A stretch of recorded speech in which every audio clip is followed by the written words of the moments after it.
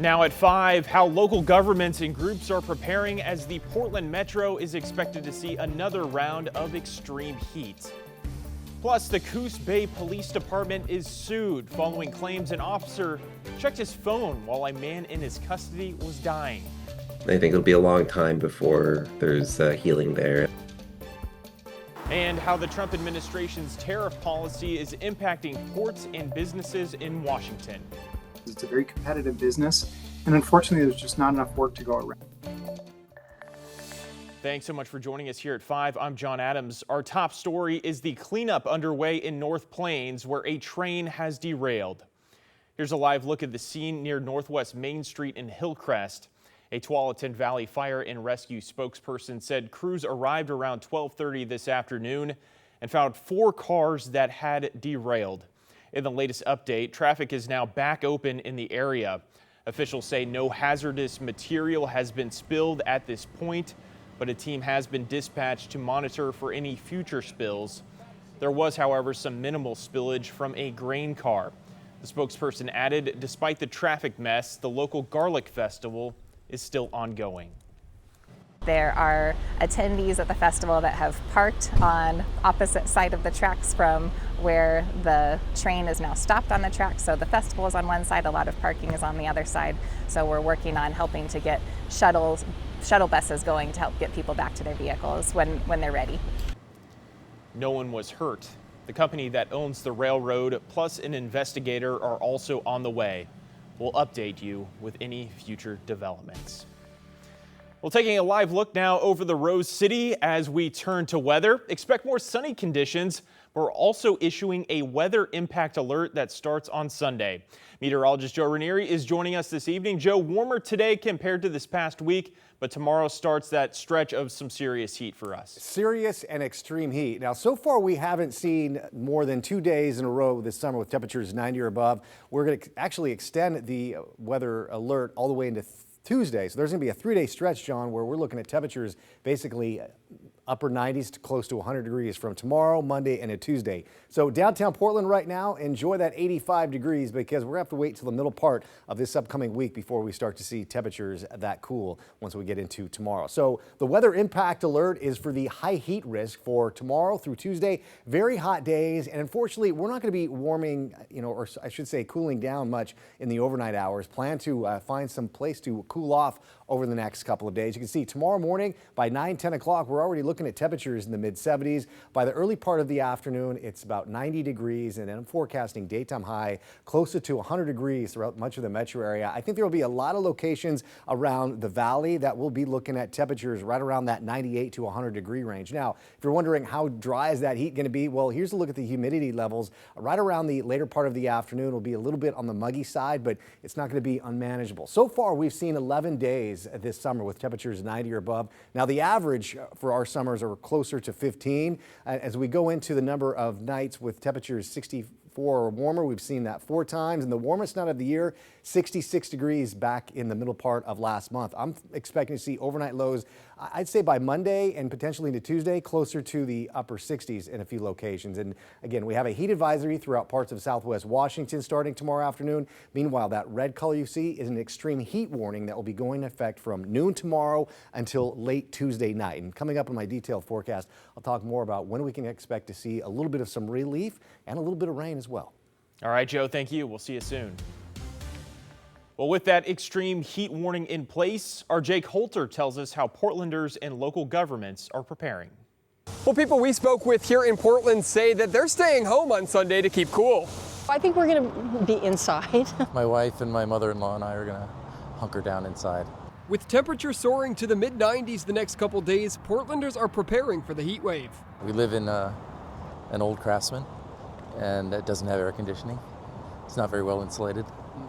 So yeah, we expect it to be hot. We'll be on the first floor for the most part, just trying to stay cool. Yeah, I have lung disease, I have COPD, and it's really difficult when it gets hot. It's really difficult to breathe. We spoke with Dr. Richard Bruno, health officer at the Multnomah County Health Department, who says that people with pre-existing conditions and older people can be the most vulnerable to the heat. We encourage you to check on your friends, your neighbors, your family members, anybody who fits those categories. Make sure they got a plan for the weekend, make sure they have a cool plan, make sure they know about the libraries and the malls and the splash pads and other options for people to go to in case they need to get out of the house. Bruno sharing with us the signs and symptoms of heat-related illness. Early warning signs of heat exhaustion include things like excessive sweating, nausea, vomiting, starting to feel like your body is getting weak or starting to feel like the sun is just becoming overwhelming for you. Those are definitely signs. Get in the shade real quick, cool off with misting or a cooling towel, or even get a cold shower. Because of the risk of heat exhaustion, resident Emily Youngie says she hopes the cooling centers are open. It should be a priority when the weather gets hot,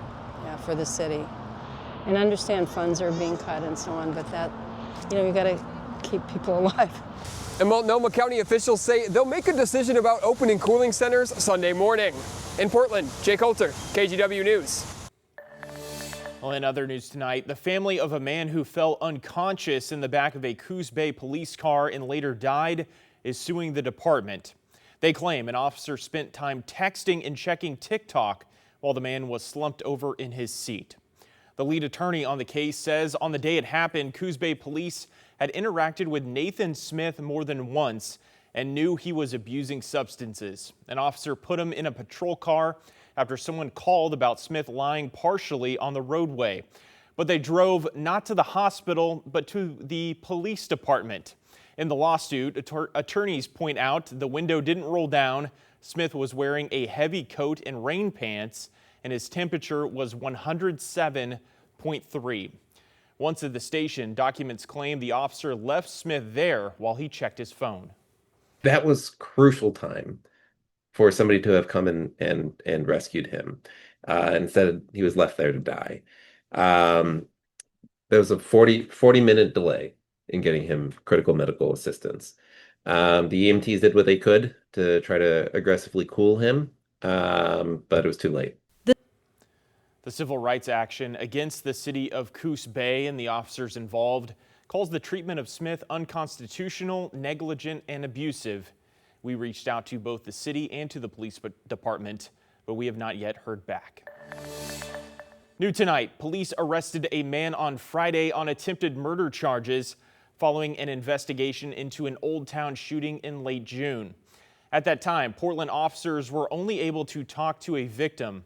Investigators eventually identified the suspect as 21-year-old Marquez Goldsby II. With the help of the Washington County Sheriff's Office, police arrested Goldsby at his home in Aloha and seized a gun.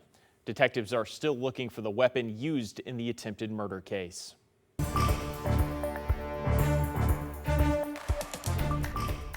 Ports in Washington are seeing a slowdown in international imports. Tariffs are impacting a lot of goods we use every day, and now they're taking a toll on a popular collectible made in that state. Madison Wade breaks down what you need to know.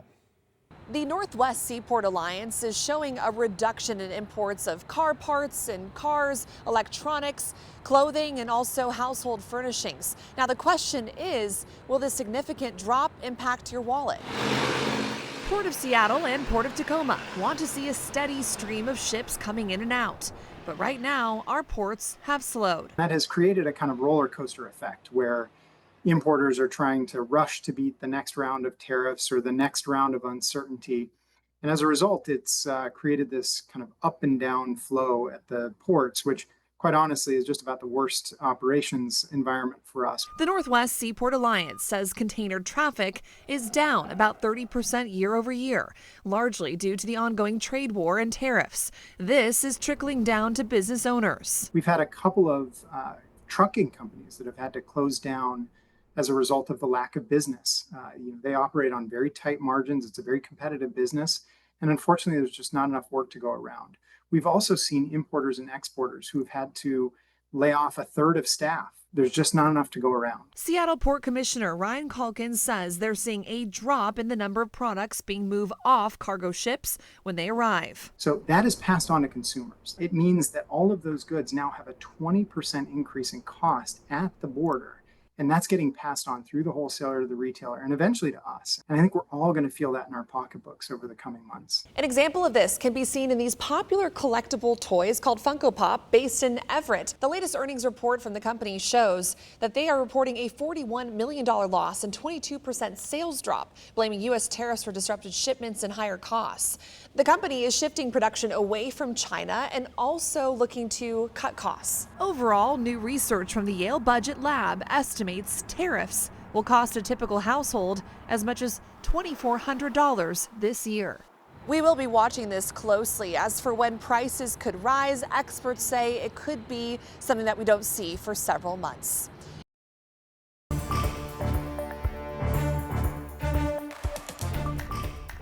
One local Oregonian is using art to bring attention to the starvation crisis happening right now in Gaza. This morning, Portland resident Savannah Carreno set up 100 replica shrouds as part of an art installation along the waterfront. They represent children and infants in Gaza who have died due to hunger. Carreno, who studies religion and violence, said she felt called to do something. The installation includes nearly 24 signs with QR codes where people can find more information on how to donate to PAL Humanity, a nonprofit based in northern Gaza. It's comprised of 2 doctors who provide free baby formula and medical aid, plus research and education. Right now in Gaza, formula is about $200 for a small container. We have, as citizens here in America, the opportunity to be uncomfortable and then walk away from it and go about our day. And I'm asking people to make that sacrifice, to place their discomfort aside and put someone else's discomfort and fight for survival in front of their own. PAL Humanity's goal is to get $1 million in donations by November. So far, Carreno's installation has brought in about 10,000. And a traffic reminder, northbound Highway 217 is closed from Highway 99 west to Shoals Ferry Road. This is the 4th of 5 weekends of the Auxiliary Lanes project, where crews are doing paving and striping work. The final weekend closure for this stretch of road is scheduled for August 15th to the 18th. In the meantime, use I-5 through Portland, I-405, and Highway 26.